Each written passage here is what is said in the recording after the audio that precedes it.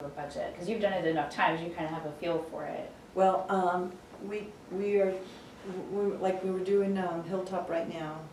We're taking the last school we built, and we're using those actual costs, and we're adding 5% to those actual costs as our cost estimate, because we're building it in another area. And so we're adding 5% to the labor, 5% to the materials, and then we're building in 5% contingency cost. Okay. So that is the cost estimate of that we're going to be submitting with this. And that was the recommendation from Frank, who is also the one who's been monitoring those projects. Because we really don't have time to send out the whole material list, but we've done that on other projects. Great.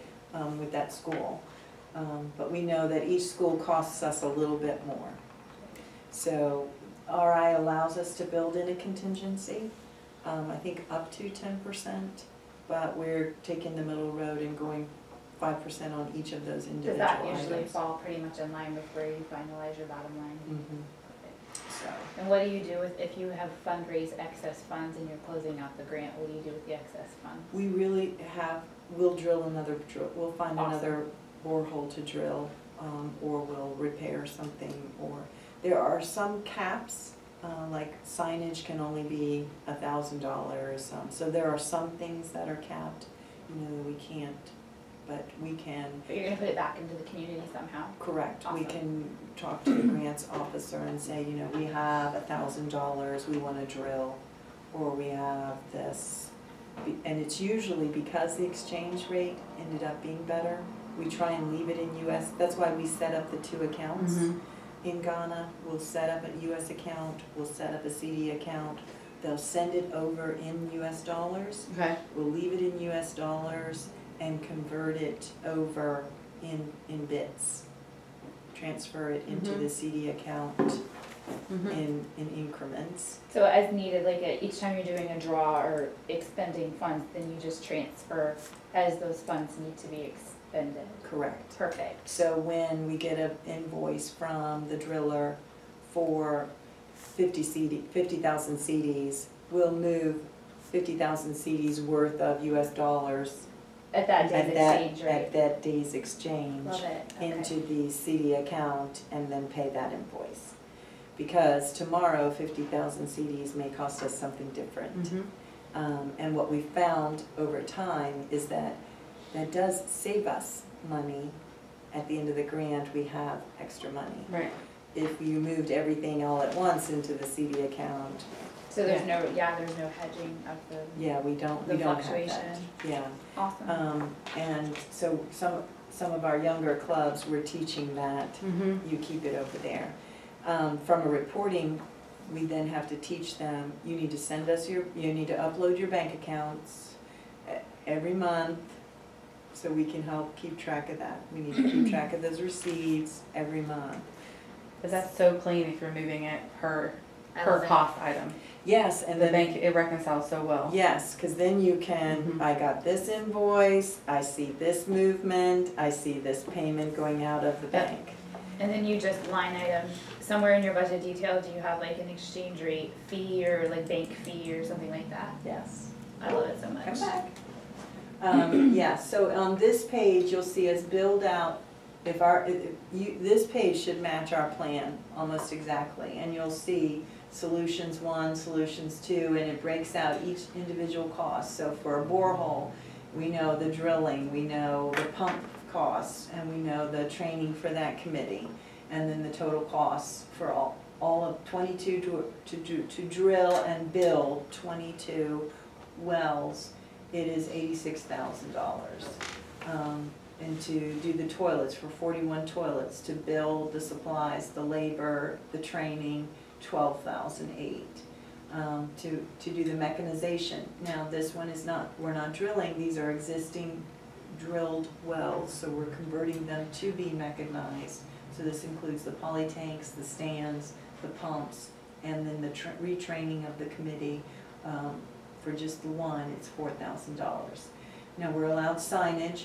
This is the old rules, or I changed the rules. The old rule was a cap of $500 per project. So that screwed us in Bolgatanga for that huge project, $500. Wow. So the club had, and then they expect every asset to be tagged. So it's like, okay, you can't have it both ways. You can't expect the rotary wheel on everything for $500. And we have 287 toilets and 24 wells, and you want $500 to cover all those signs? So they did bump it up to 1,000. So when you say signage, that's for rotary signage specifically, but if there are instructions or directional signs or something like that, that's a different line item, is that right? Like, so if you're installing something and you need to put like a warning, don't stick your hand here. Or like the name of the school on top of it, is that included in the signage? That's Exactly. signage. Right, it's all signage. That's all signage? Oh, Lord. That's a type. It's almost like they need a recognition and appreciation line in their budgeting. I agree. Yeah. And they Because don't, there's functional signage and then there's, yeah, and so, but monitoring and bank fees and all that, they are a little bit more lenient with that. They do allow us to cover the fuel costs and some of the other costs for getting the Rotarians out there to check on, because so they do allow some of that. So this project was 104. So you see some of that. And this page self-populates over into this budget total, so it just draws all that up. And we can see 83% of the project is new boreholes. And so this is all early on. What you're looking at when you ask about first.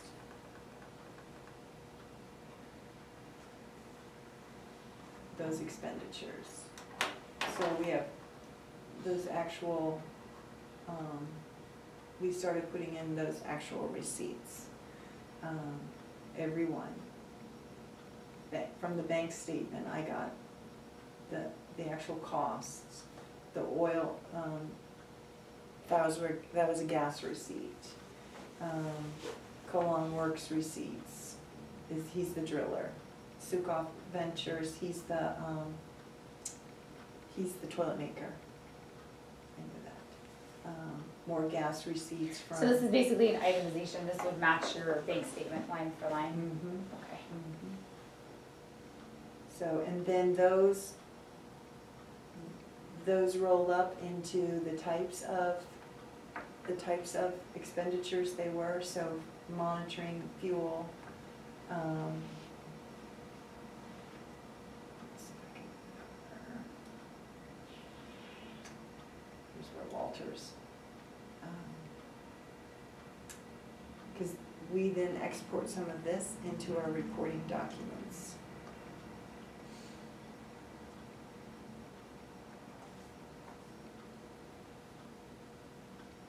So we know we blew our signage budget. But some of that's gonna have to come out of the local The local club can. club. And how does that work? Do they pay the sign installer directly, or do they give us the difference and put it in the account and list it as a deposit credit? Well, we know if we go over $500, we know we'll have to find local funds to Got do it. But, we have a spending plan because they don't give us $200,000 right at once. So,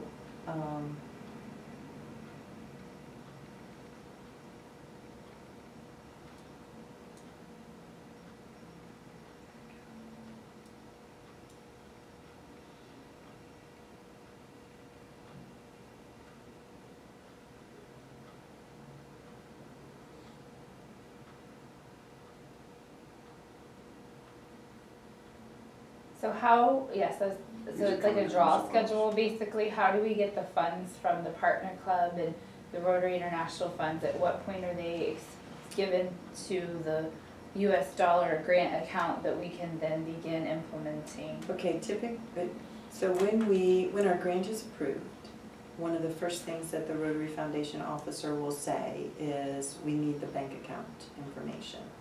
Now, depending on which club it is.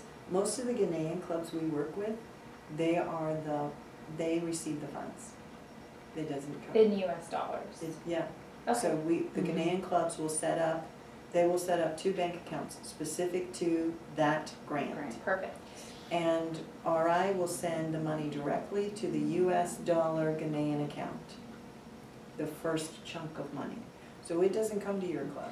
Right, so is there a draw schedule, or how do we know when money's coming in? Right. So if we're tight on the budget, we can cash flow, basically. So, so we have a Prince George account for the Hilltop School, but it is for the fundraising that we are doing. Got it. There is a Kumasi Club account for the Hilltop School that is for their fundraising, and then to accept the RI draw when it comes.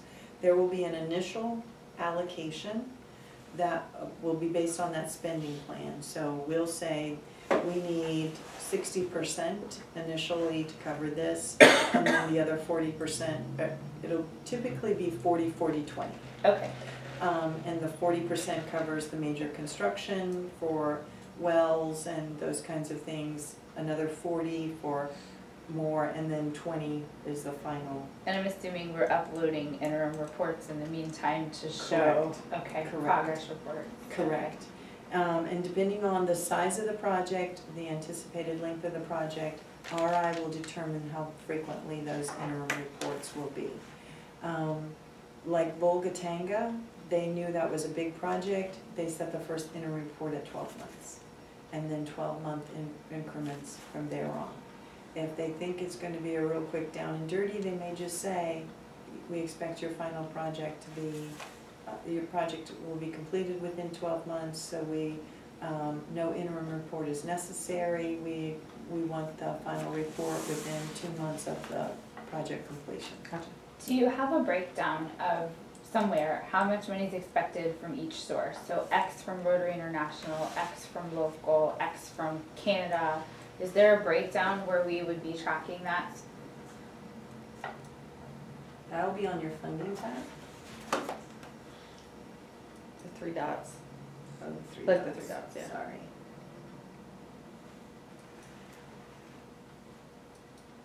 Ah, perfect. So on your funding tab, now, some projects could just be Canada, you guys, you know, three or four different funders. Some clubs, some projects can be a lot. The Volga-Tanga grant, I think we had 30 different funding sources. Wow. Over a dozen different districts, zones, continents. Yeah, guess who had to find all those contacts? Yay! That was fun. Taiwan, Mexico. Yeah. That's really cool though that you get that much participation. Yeah, so this one this one's a long one too. So you see North Carolina all over the place. South Carolina is a big West Virginia, North Carolina. When we're, if we go to other clubs or we get this money, how do we get it to Ghana? How does that work? We don't have to get it to Ghana.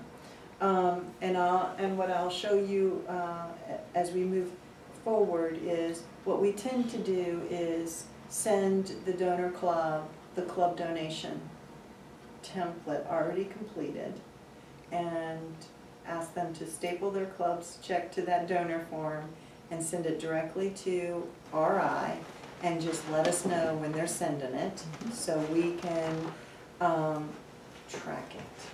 And then we have a contact, Josue, who receives those checks. And it makes the magic happen. It makes the magic happen. Okay, that's awesome. Because then Josue makes sure it gets allocated to the right grant.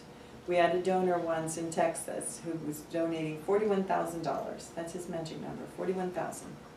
He just wrote the check and sent it on. He didn't send the donor form, and it didn't get allocated to the right place. And then we didn't know he sent it, and then he's like, "Did you get my money?" And we're like, it was a nightmare trying to track it down, and it went to the annual fund. So this time when he said, okay, I'm ready to make my donation, and we're like, hold on. And I immediately sent him a donor form. And he's like, oh, this is spelled wrong. And I'm like, oh, it's okay, hold on, I'll fix it, don't go anywhere. And within 30 seconds, I had fixed it and sent it. And Bill sent it right back and he said, okay, I'm putting it in the mail today. And I'm like, okay, Bill, I'm tracking it. And I'm like, Josue, when this $41,000 gets there, you let me know. Awesome. And it got there and it's applied correctly. Perfect.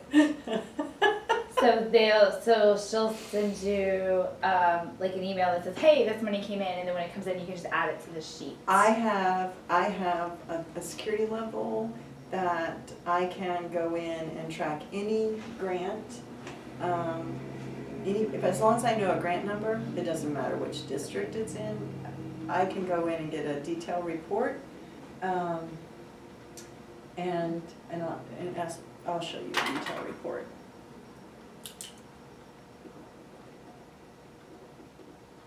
Because you'll see those and you'll be like, what the heck's some of those? I can show a detailed report. We use those for signage anyway, to make sure money gets there. And if money's not showing up, then I can call Josue and say, hey, Josue, Bill's donation's not showing on this detailed report, and I know he sent that. And I use that when I go out and speak, like Chester sent in a donation, Oyster Point sent in a donation, and Farmville sent in a donation, and so I'm like, Josue, my clubs are not showing up on this detailed report. And he can go in and look for them and find out. And there have been times when they've put the wrong number in the grant, or they've transposed something, and then he can take care of making sure they get allocated to the right. He's a good contact. So this is where, if I know that Chester Club is pledging money to the grant, I put it on this page. So you'll see confirm form done. That means I've sent them the donor form. Confirmed DDF. So District 7770, which is down in South Carolina near Myrtle Beach and Columbia and all that, they confirmed that they supported us with $20,000 of DDF. That's locked in. We put that in. That Princeton had sent their $2,000.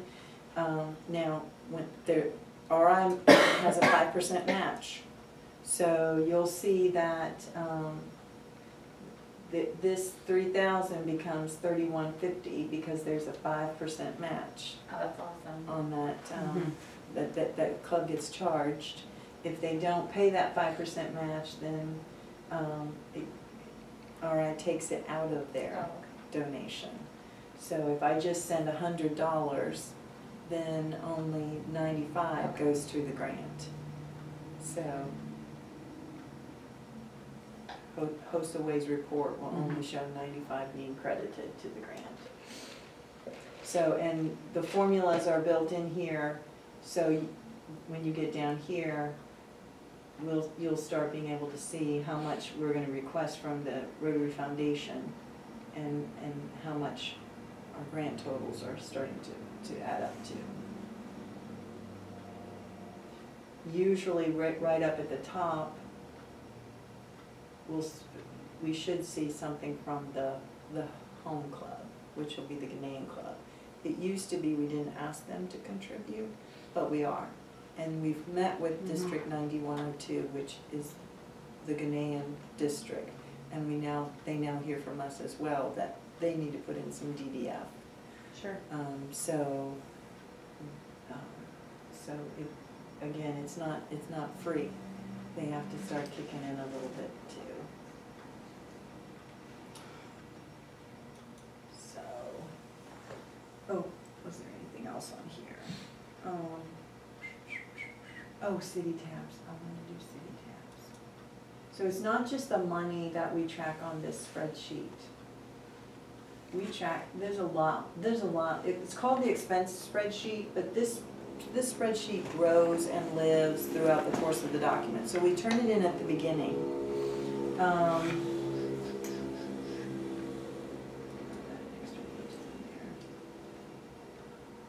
Yeah, we have contact information, so when we send the thank you notes and everything, that's there.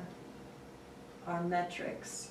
So, you know, we have to measure things. So this is in, this square shows up in our Word document, which we're going to talk about in a minute. So we cut and paste this in there. And our training document. This square, these squares, this timeline all shows up in our training, in our Word document. So we develop that here. Who's doing what training and what they're going to accomplish. So that's developed there. This implementation outline is in this document, but then pasted into our Word document. It's also in the online application. And this really, we learned this is really just make life simple. Just the step-by-step of who's going to be doing what. Now this is where I wanted to, this is our tracking of the who, what, when, where of the life of the grant. So we said we have 22 boreholes.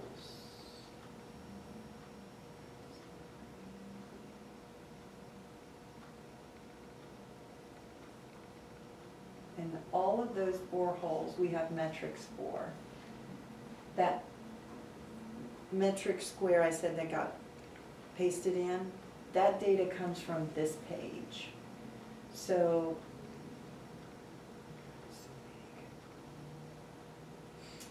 this number, 18,449 people are beneficiaries, because I know that this well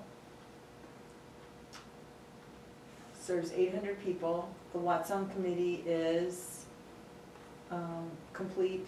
There is a bank account with about 1,000 CDs in it. Our signage is complete, but the word west in Virginia is missing. I know that because I was there. It just says Lewisburg, Peterstown, Princeton, Virginia. We visited the site on September the 18th. That's the district, that's the region. I think it must have some hidden. Must have some hidden.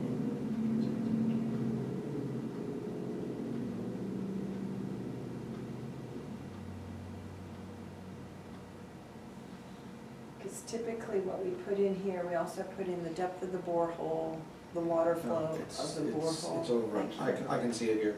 You can't? Yeah, your scroll bar is missing on the bottom. Yeah. Okay. Yeah, you need to go the other way. I can't, but where is it?